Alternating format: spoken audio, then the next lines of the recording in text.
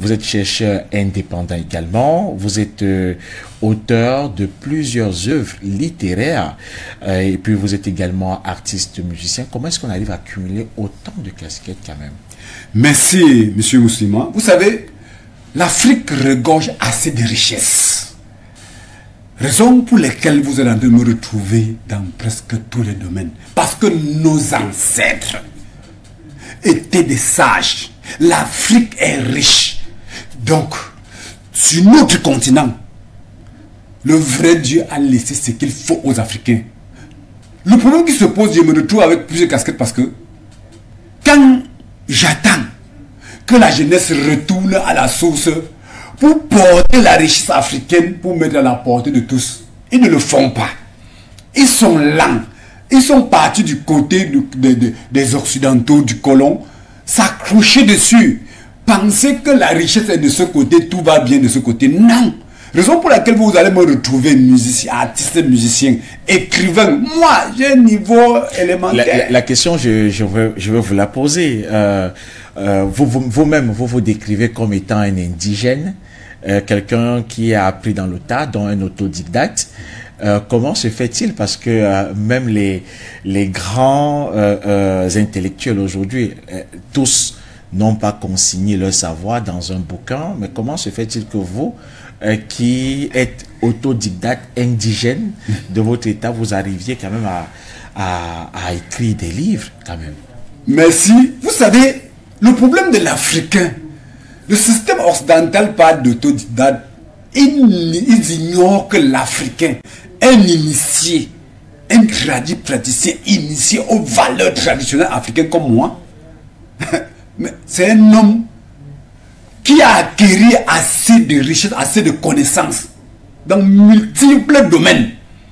Raison pour lesquelles quelqu'un comme moi, face aux réalités de la nature, face aux intellectuels, même au système occidental, nous la critiquons, nous détectons, parce que nos ancêtres nous ont légué toute la connaissance nécessaire pour vivre sans avoir besoin d'un autre. Raison pour laquelle vous allez me retrouver dans les livres en train d'écrire. Ce sont les valeurs traditionnelles africaines, les vraies valeurs de la vie, ignorées par la plupart et diabolisées même par les occidentaux. Donc l'Afrique regorge assez de richesses. Donc l'Africain doit retourner aux sources, savoir que la grosse richesse se retrouve chez nous. On se retrouve dans les valeurs africaines, il y a tout dedans. Donc si l'Africain rentre s'asseoir de l'autre côté et dit qu'il n'y a pas de richesse chez nous, c'est qu'il ne comprend rien. Raison pour laquelle vous voyez un homme comme moi, niveau élémentaire, comme moins 2, j'étais jamais au collège. Mais attends, que ça soit intellectuel, quoi que ce soit qui se fasse place face à moi, ce qui concerne les réalités de la nature, les valeurs africaines, il l'aura fait à moi.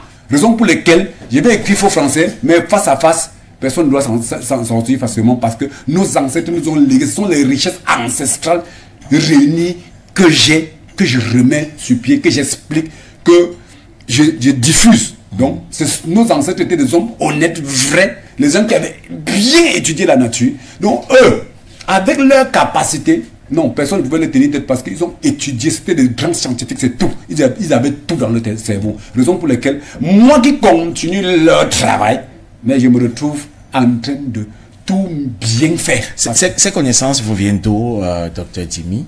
Vous savez, nos ancêtres étaient des hommes qui ont communiqué avec le vrai Dieu. Le vrai Dieu suprême, c'est eux. Parce que ce sont des hommes qui ont étudié la nature. Tout cela vient de nos ancêtres. Parce que nos ancêtres avaient tout étudié, le colon venait diaboliser tous ces valeurs, dire que non, c'était rien. C'était pour déraciner la population africaine, les faire abandonner cette grosse richesse. Alors, vous voyez, quand quelqu'un a un niveau d'études qui n'est pas élevé, là sa tête c'est que non, il ne peut rien. Mais alors, le système traditionnel africain ne sait pas ça. La sagesse, donc, quand un sage est face à toi, un initié sage, avec les valeurs traditionnelles africaines, mais s'en sort partout.